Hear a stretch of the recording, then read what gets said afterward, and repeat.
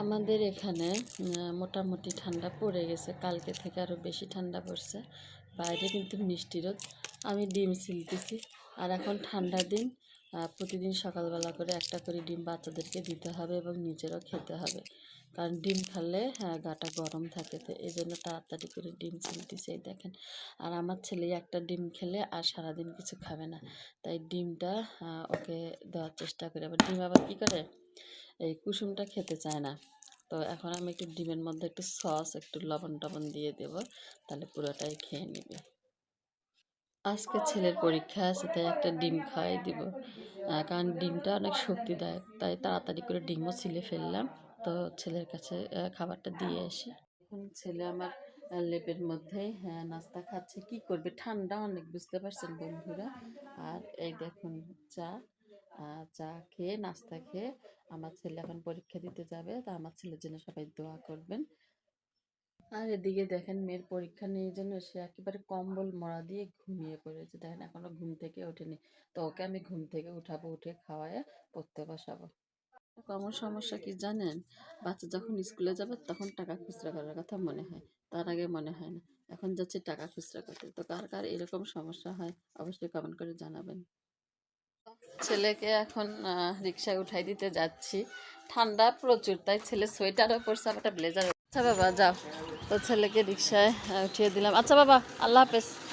আচ্ছা, তো ছেলেকে উঠিয়ে দিলাম রিক্সায়। ছোটাছুটি করতে যে দেখুন, পানি খেতে ভুলে গেছি। চা কিন্তু ঠিকই খেয়েছি, কিন্তু পানি কিন্তু খাওয়া ভুলে গেছি। তো এক গ্লাস পানি খেয়ে নিই। আপনারাও কাজের ফাঁকে ফাঁকে এরকম করে পানি খাবেন। উনি খেয়ে এখন আমি একটু পান খাবো। ছেলে সন্তানেরা যতই বড় হোক, মায়ের কাছে কিন্তু সন্তানেরা ছোটই থাকে। তো অনেকে আবার বলবেন যে এত বড় ছেলেকে রিক্সায় উঠে দিতে হয়। আসলে যারা মা, এটা শুধু তারাই বুঝবে কেন রিক্সায় উঠাই দিতে গেছিলাম। তো যাই হোক বন্ধুরা, এখন আমি একটু পান খেয়ে নেব। আর এই পান খাওয়াটা আসলে আমার দাদির কাছ থেকে শেখা। আমার আম্মুও খাইতো, এখন আমার শাশুড়ি খায়, ননদ খায়। আর এই পানটা হচ্ছে কি, আমি আবার যতটা কিছু খাবো না, শুধু এর সাথে একটু মেথি নিব, তারপর একটু মহুরি নিব, একটু কালি জিরা নিব। এই সব কিছু মিলে আমি পানটা খাবো। আসলে আমাদের মেয়েদের জীবনটাই এমন। একটা সময় পান যারা খাতো তাদেরকে বলতাম, এ কি পান খাইছে, দেখো দাঁতগুলো লাল হয়েছে। আর এখন সে পান আমি নিজেই খাই। এটাই, বিয়ের আগে একরকম থাকে, বিয়ের পরে হয় আর একরকম। বাচ্চা কাচ্চা হয়ে গেলে তখনকার জীবন আলাদা। তো সকালবেলা ধকল, দুপুরের এখন আবার রান্না বসাবো, সব মিলে একেবারে অবস্থা সেরকম।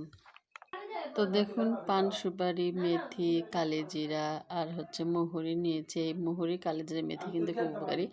আর নিয়ে নিলাম চুন, এটা হচ্ছে ঝিনুকের চুন, যেটা যেটা খেলে মুখ পুড়বে না। তো এখন এটা আমি খেয়ে রান্না বসাবো। তো আমি আশা করবো আপনারা আমার সম্পূর্ণ ভিডিওটা দেখবেন। তো আসুন বন্ধুরা, পান খাই।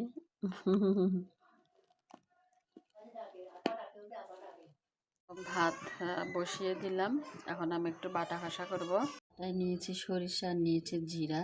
তো এগুলো এখন আমি বাটবো। আসলে অনেকে বলে যে আপু আপনি কি এক্সারসাইজ করেন কিংবা ডায়েট করেন, কিছু তো আমার কিছু করা লাগে না।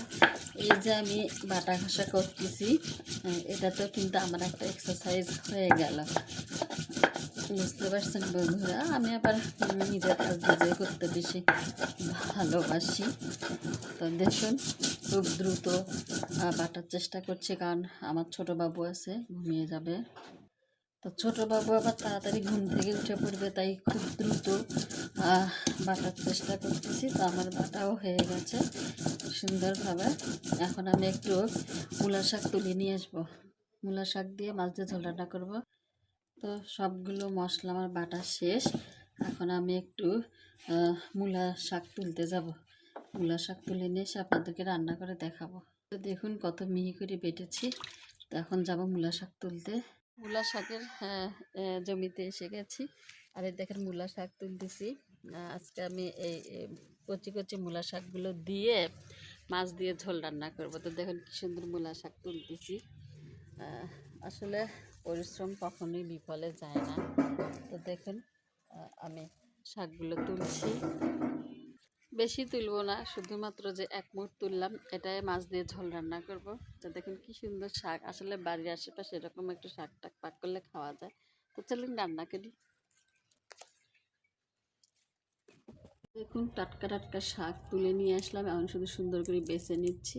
এগুলো আমি ঝোল রান্না করবো। আপনারা কি কখনো মূলা শাকের ঝোল খেয়েছেন?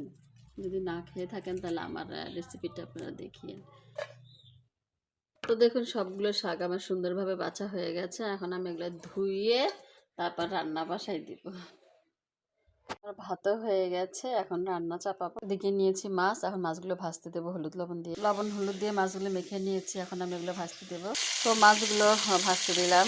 তো মাছ আমি হালকা করে ভেজে নিব, এরপরে বাকি মাছগুলো ভেজে নিচ্ছি। তো একে একে আমার সব মাছে ভাজা হয়ে গেছে।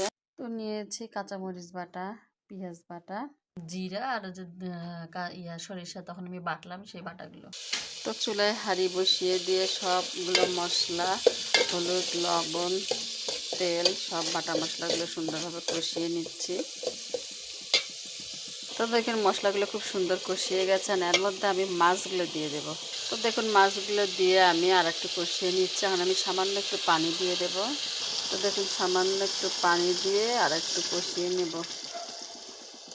তো দেখুন মাছগুলো কি সুন্দর কষিয়ে গেছে, এখন আমি শাকগুলো উপর দিয়ে দিয়ে দেব। তো দেখুন শাকগুলো দিয়ে দিয়ে আর একটু জাল দিয়ে নেব, নিয়ে কিছুক্ষণ পরে তরকারিটা আমি নামিয়ে ফেলবো। কিন্তু তার আগে আমি আর একটুখানি ঝোল দিব, কারণ আমার বাচ্চারা খুব ঝোল পছন্দ করে। তাই আপনারা ইচ্ছা করলে এভাবেও কিছুক্ষণ পরে নামিয়ে দিতে পারেন, তবে আমি একটু ঝোল দিব। দেখুন সুন্দর কষানো হয়ে গেছে, সামান্য একটু শুধু ঝোল দিয়ে দিলাম, এরপরে জাল দিয়ে নামিয়ে ফেলবো। তো হয়ে গেল আমার মূলা শাক দিয়ে মাছের ঝোল।